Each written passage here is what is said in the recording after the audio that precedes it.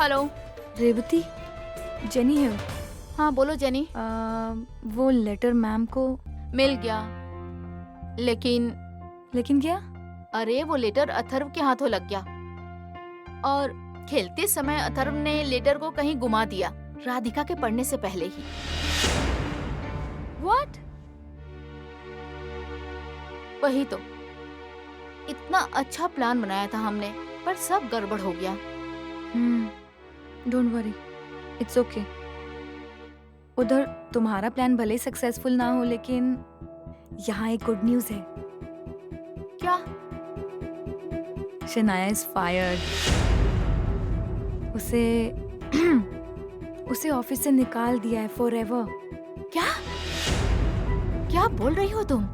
Yes. लेकिन गुरुनाथ उसे फिर से नौकरी पे रख लेंगे। No, I don't think so, because ये डिसीजन कपूर सर का है and Guru sir have to accept this. But the thing is, वो अभी सिर्फ ऑफिस से चली गई है। She should go out of Guru sir's life forever. तभी राधिका मैम को इंसाफ मिलेगा। डोंट वरी जेनी, जब तक वो गुरुनाथ के लाइफ से निकल नहीं जाती तब तक मैं चैन की सांस नहीं लूंगी। राधिका के साथ जो विश्वासघात किया ना दोनों ने, उसे उसकी सजा मिलके ही रहेगी।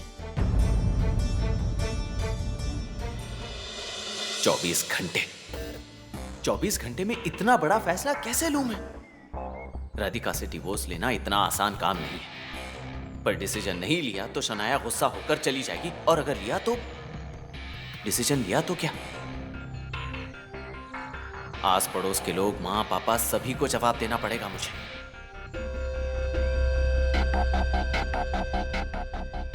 और अथर्व का क्या होगा? कुछ भी हो जाए, लेकिन वो मेरा बच्चा है, उसकी जिम्मेदारी मुझ पर ही है। नहीं नहीं, ये नामुमकिन है। लेकिन फिर शनाया मेरी जिंदगी से चली जाएगी तो फिर मैं क्या करूंगा? आज अगर मेरी जिंदगी में इंस्पायरिंग, एनर्जेटिक और लवेबल कोई होगा तो वो सिर्फ और सिर्फ शनाया ही है। उसके होने से ही जीवन में सुख है। अगर वो चली जाएगी तो मेरा क्या होगा? अगर राधिका के साथ पूरी जिंदगी बिताने की सोची तो उस पानवलकरजी और मुझ में कोई फर्क नहीं रहेगा। 10 से 7 नौकरी और फिर घर, और कुछ भी नहीं। नहीं, ऐसी जिंदगी तो मैं नहीं जीना चाहता। क्या करूं यार, कुछ सूझ नहीं रहा। आनंद से बात करके देखता हूं। नहीं, लेकिन वो भी राधिका के ही पक्ष में है। अब सिर्फ एक ही रास्ता है, अपने वकील से ही बात कर लेता हूं, वही कोई ना कोई हल ढूंढ निकालेंगे। हेलो, एडवोकेट व्यवहार। हेलो। हेलो मिस्टर गुप्ता, मैं रेवती बोल रही हूँ। हाँ बोलिए ना। हमने जैसा डिसाइड किया था वैसे मैं भक्ति को, मतलब शनाया की रूममेट है ना, वही। हाँ मुझे पता है, आपने बताया था। उसी को राधिका को लेटर भेजने को कहा था और गुरुनाथ और शनाया के संबंधों के बारे में लिखने को कहा था। तो फिर? वो लेटर राधिका को मिला, लेकिन लेकिन क्या? वो उसके हाथ से मिसप्लेस हो गया। क्या? वही तो, मैं अभी गई थी उसके घर, तब उसने मुझे बताया ये सब। हमारा ये प्लान फेल हो गया। नहीं, इट्स ओके, इतना हताश मत होइए। हम कुछ ना कुछ तो रास्ता ढूंढ ही लेंगे। मुझे एक अर्जेंट काम है तो वकील के पास जाना है। क्या हम बाद में बात कर सकते हैं इस विषय पर? ओके। एक मिनट। हाँ बोलिए ना। आप वकील के पास जा रहे हैं ना? हाँ, क्यों? आप उनसे थोड़ा डिटेल में पूछेंगे क्या कि राधिका को उसके पति गुरुनाथ के खिलाफ कुछ लीगल एक्शन लेनी होगी तो उसे क्या करना चाहिए? ओके, मैं उनसे पूछता हूँ। बाय। बाय। काकी जी, आ गई तुम? हाँ। क्या लाई हो? काका जी को पसंद है ना, तो मैंने सोचा लेकर चलूं। मेथी की सब्जी लाई हूँ। अरे वाह, ये अच्छा किया। 2 रोटियां बना दूंगी, फिर खाना हो जाएगा हमारा। लाइए, मुझे दीजिए। काका जी, क्या कर रहे हैं आप? हाँ, किसी परीक्षा की तैयारी कर रहे हैं क्या? पढ़ाई वढ़ाई चालू है आपकी? हाँ, वैसा ही समझो। मरने के बाद अपने परिवार की स्थिति विकट ना हो उसके लिए जो अभ्यास पूर्वक परीक्षा दी जाती है ना, वही दे रहा हूँ। मतलब? अरे मृत्यु पत्र लिखना ये कोई परीक्षा से कम है क्या? काका जी, ऐसा क्यों बोल रहे हैं आप? अरे क्यों मतलब? अरे आजकल जिंदगी का कोई भरोसा है क्या? और वैसे भी मौत के मुंह में जाकर आया हूं मैं। अरे ये आगे की जिंदगी मुझे मिली है ना, ये मेरे लिए बोनस है समझो। कब क्या हो जाएगा कुछ भरोसा नहीं है। कुछ भी बोल रहे हैं आप। ऐसा कभी हो सकता है क्या? और 100 साल तक आपको कुछ नहीं होने वाला। अरे ये जन्म और मृत्यु हमारे हाथ में नहीं होता है। मैं तो कहता हूँ कि 60 पूरा करने के बाद हर इंसान को जिम्मेदारी समझकर विल करके ही रखनी चाहिए। काकी जी आप ही समझाइए। अरे बाबा, ये कोई चीज ठान लेते हैं ना, फिर किसी की भी नहीं सुनते हैं ये। अरे क्या नहीं सुनता मैं? अरे तुम्हारे भविष्य के लिए मैं ये कर रहा हूँ। बहू और बेटे का कोई भरोसा नहीं है। कल मेरे जाने के बाद तुम्हें वृद्धाश्रम में भेज दिया तो? अरे ऐसी बातें क्यों कर रहे हैं आप? हाँ ना काका जी, पंकज भैया ऐसा कुछ करेंगे मुझे नहीं लगता है। देखो राधिका, मैंने बहुत अनुभव किए हैं। ये जो मेरे बाल हैं ना, धूप में सफेद नहीं हुए हैं। देखो एक बात याद रखो, इंसान जैसे उम्र में बड़ा होता है ना, वैसे उसका अनुभव भी बहुत ज्यादा होता है। और अनुभव होने के बाद भी अनदेखा करने से बड़ी मूर्खता और कुछ नहीं है। एक बार देखा है मेरे बेटे और बहू ने क्या किया है वो। मुझे अब उनके ऊपर विश्वास नहीं है, इसीलिए ये फ्लैट और बैंक में जो थोड़े बहुत पैसे हैं वो सब तुम्हारी काकी के नाम पर कर रहा हूं मैं।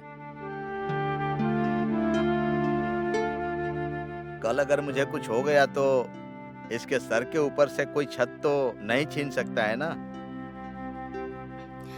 काका जी आपका कहना सही है, पर ऐसे हमारे ही लोग हमारे साथ ऐसा व्यवहार क्यों करेंगे? वो क्या है राधिका, इस दुनिया में कब कौन बदल जाए कह नहीं सकते। मुझे बताओ तुम्हारा फ्लैट किसके नाम पर है? सिर्फ गुरुनाथ के नाम पर ही है कि तुम्हारे नाम पर भी है? पता नहीं मुझे। अरे ऐसे कैसे? अरे ये घर तुम्हारा भी है तो घर किसके नाम पर है ये तुम्हें पता होना चाहिए ना राधिका। ऐसा है क्या नाना जी? मैं ना इन सब चीजों पर ध्यान ही नहीं देती हूँ। ये कोर्ट, वकील, कागज पत्र, ये सब देखते ही ना मुझे तो थोड़ी सी घबराहट सी होने लगती है। अब और वैसे भी मुझे इन पर पूरा विश्वास है। ये जो भी करेंगे मुझे मंजूर है।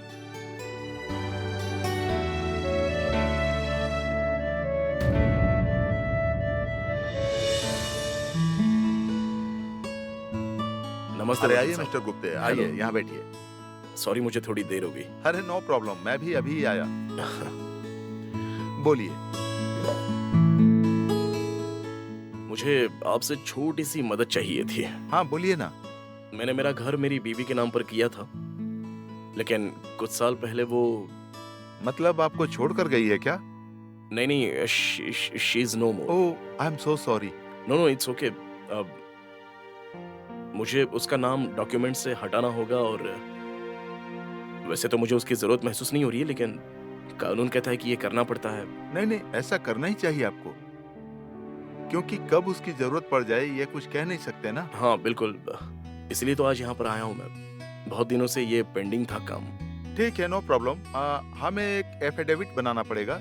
उसके लिए आपका मैरिज सर्टिफिकेट और उनकी डेथ सर्टिफिकेट की एक कॉपी लगेगी। ओके, मैं साथ में लेके आया हूँ वो डॉक्यूमेंट्स। अरे वाह।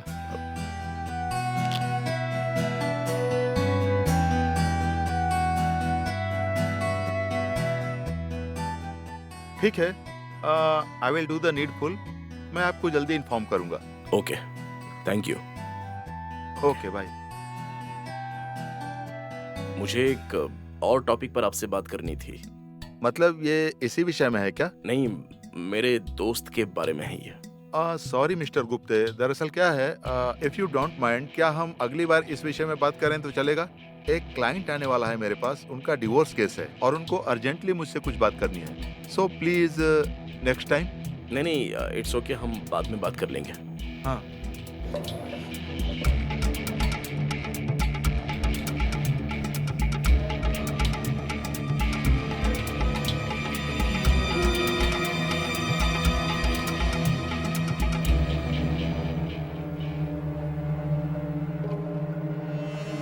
बोलिए मिस्टर सूबेदार, आप पहुंच गए क्या? हाँ सर, पहुंच गया हूँ। यहीं पास में ही हूँ, 2 मिनट में मिलता हूँ।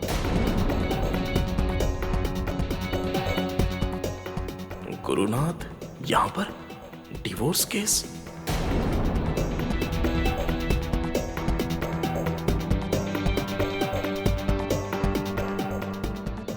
एडवोकेट व्यवहार है। ओह यस, प्लीज बैठिए। Nice meeting you. बोलिए।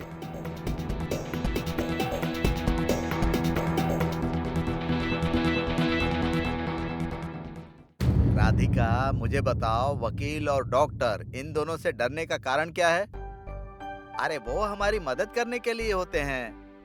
मैं क्या कह रहा हूँ, जो कुछ भी है ना, उनके सामने सच बोल देना चाहिए, उनसे कुछ छुपाना नहीं चाहिए।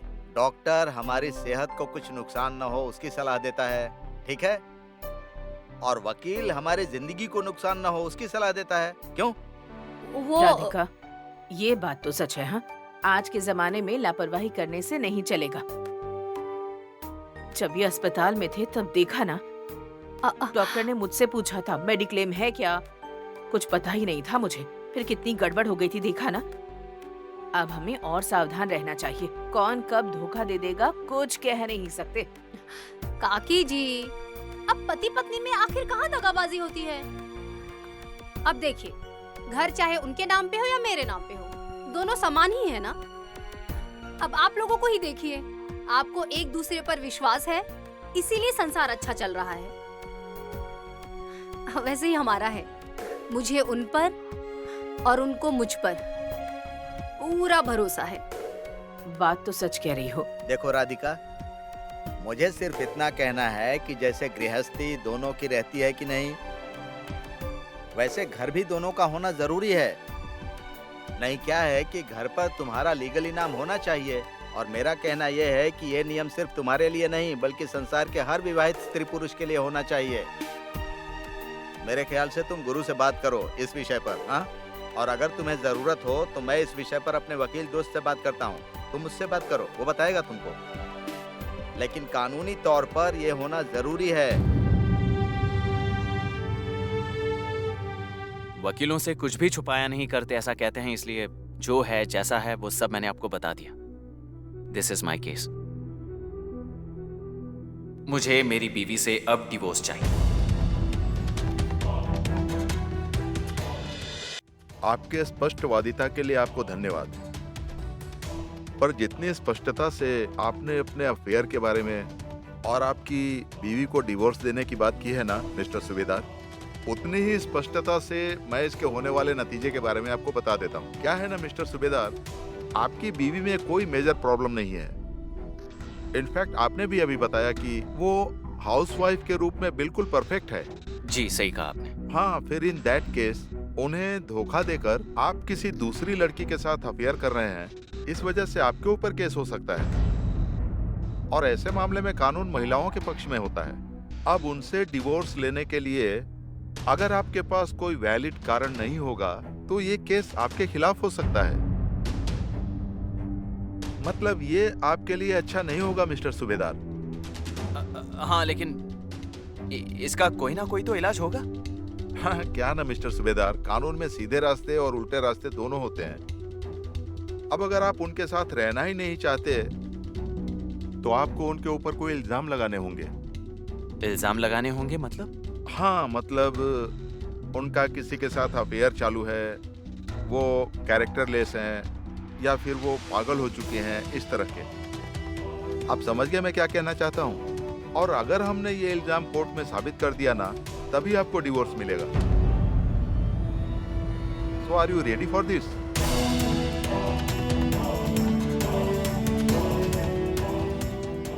तो मेरा शक बिल्कुल सही निकला।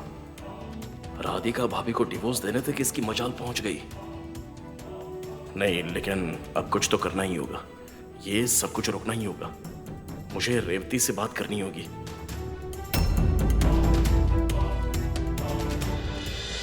मिस्टर सुबेदार, आप किस ख्याल में खो गए?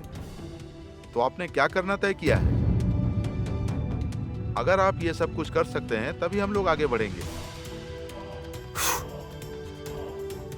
Of course not. वकील साहब, मैं ये नहीं कर सकता। दरअसल मैं ये करना ही नहीं चाहता। सर, जैसा कि मैंने आपको कहा कि हमारा लव मैरिज हुआ है और वो मुझे सूट नहीं हो पा रही है, इतना ही प्रॉब्लम है। आई मीन, वक्त के चलते मैं बहुत आगे निकल आ गया और वो वहीं के वहीं रह गई। और अब कितनी भी कोशिशें कर लो, वो मेरी बराबरी कर ही नहीं सकती। इसलिए हम साथ में नहीं रह सकते, इतनी ही प्रॉब्लम है। इसलिए उस पर ये ऐसे गंदे इल्जाम लगाना मुझे सही नहीं लग रहा है और हम ऐसा हरगिज नहीं करेंगे। आपके पास कोई और इलाज हो तो बताइए ना प्लीज। तो फिर एक ही उपाय है, मैं आपको टेंटेटिवली डिवोर्स पेपर्स तैयार करके देता हूँ। वो आप अपनी गर्लफ्रेंड को दिखाइए और उसको फुसलाते रहिए ना। आप उसे कन्विंस कीजिए कि कानूनी कार्यवाही चल रही है, कुछ दिन और समय लगेगा लेकिन डिवोर्स मिल जाएगा। उसे बताइए आप, ऐसे ही दिन आगे बढ़ाते रहिए, फिर हम लोग देखेंगे आगे क्या करना है। हाँ, लेकिन बाद में? मिस्टर सुबेदार, कानून में हर कोई अपना पक्ष रख सके, इसीलिए तो हम वकील चुनते हैं। हमारा पेशा गुनहगार के पक्ष में लड़ने का होता है, उसके बावजूद हम गुनाह के पक्ष में कभी नहीं होते हैं। भूल करने से पहले हम किसी को भी सतर्क रहने का इशारा देते हैं। अब हमारी बात सुननी है कि नहीं सुननी है वो खुद ही तय करे। मुझे तो और कोई दूसरा रास्ता नहीं दिखाई दे रहा है, इसीलिए आप थोड़ा विचार कीजिए और तय कीजिए कि आपको क्या करना है। आप पक्का श्योर है ना कि वो राधिका के बारे में और खुद के बारे में बात कर रहे थे? हाँ, मैंने खुद वो सुना था। मतलब मुझे अच्छा नहीं लगता, लेकिन मैंने चोरी छुपे सुनी थी उनकी बातें। गुरुनाथ वकील से बात कर रहा था कि उसे उसकी गर्लफ्रेंड के लिए बीवी से डिवोर्स चाहिए। उस वकील ने भी उसे बताया कि ये इतना आसान काम नहीं है। आपको अगर अपनी बीवी से डिवोर्स चाहिए तो उन पर कई घिनौने इल्जाम लगाने पड़ेंगे, उनको बुरा साबित करना पड़ेगा। मतलब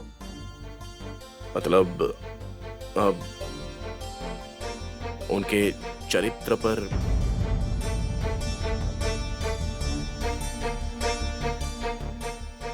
अरे वाह, मतलब गलती वो खुद करे और पत्नी को बुरा साबित करे। अपने चरित्र का कोई पता नहीं है लेकिन पत्नी को गलत कह दो। सारे मर्द एक जैसे ही होते हैं, स्वार्थी, मतलबी। खुद बाहर जाकर कीचड़ में गिरते हैं और दाग बीबी के पल्लू पे लगाते हैं। वो समझते क्या है औरतों को, पैर की धूल। मर्द जात पे ही मुझे बहुत गुस्सा आता है। इमोशन नहीं होता है उनके अंदर। रेवती जी, मैं आपकी भावनाओं को समझ सकता हूँ। दरअसल मनुष्य जाति का विभाजन ये सिर्फ औरत या मर्द इस तरह से करना ये गलत है। अगर हम इंसानियत की बात करें तो ये विभाजन अच्छे लोग और बुरे लोग इस प्रकार से करना सही होगा, फिर वो चाहे औरत हो या फिर मर्द। क्योंकि इस सब में गुरुनाथ एक मर्द होने की वजह से जितना गलत है, उतनी ही शनाया एक औरत होने के नाते गलत है। ऐसा नहीं लगता है आपको?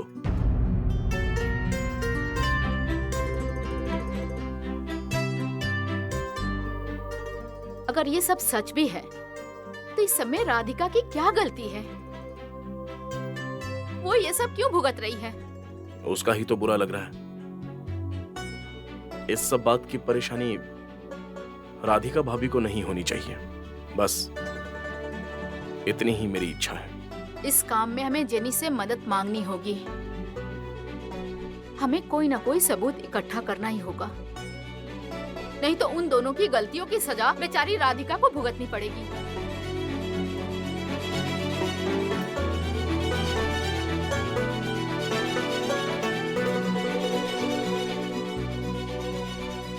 हाँ, अब कौन सा अक्षर लगेगा? यू। Very good. हाँ, ये यू लगा देते हैं, फिर ये चिपक जाएगा ना। यू के बाद फिर उसके बाद क्या B. दोगे? B for ball, ball. H for horse, E for for elephant.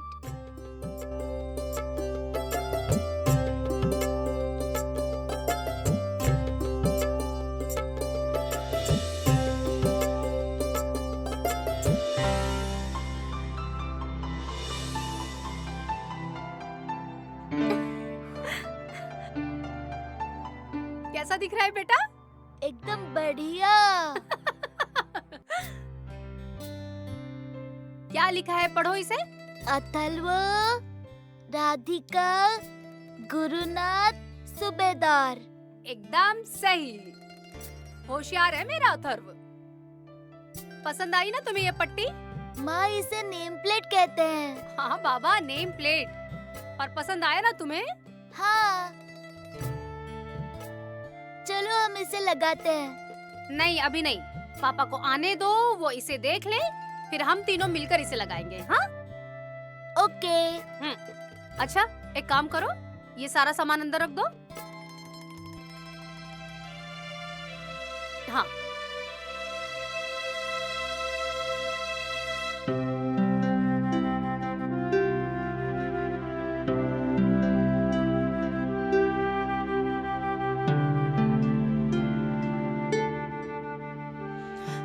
उन्हें आते ही इसे दिखाऊंगी। मुझे यकीन है उन्हें जरूर पसंद आएगा। ये जुड़े हुए नाम बहुत अच्छे दिख रहे हैं।